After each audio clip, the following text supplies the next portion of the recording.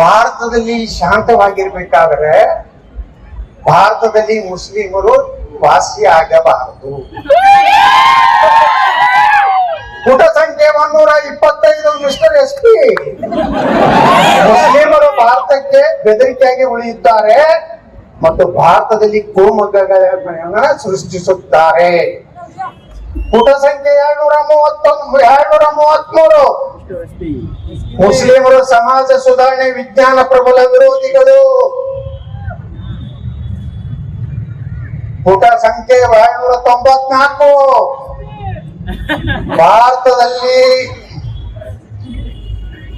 Sharia ಕಾನೂನು ಜಾಗು ಆಗ್ಬೇಕಂದ್ರೆ sharia ಕಾನೂನು ಅಂದ್ರ ಕಳ್ಳತನ ಮಾಡಿದ್ರೆ ಕೈ ಕಡಿಬೇಕು, ಅತ್ಯಾಚಾರ ಮಾಡಿದ್ರೆ ಕಣಿ ಕಿತ್ತಬೇಕು, ಕಲ್ಲು ಹೊಡೆದು ಸಾಯಿಸ್ಬೇಕು.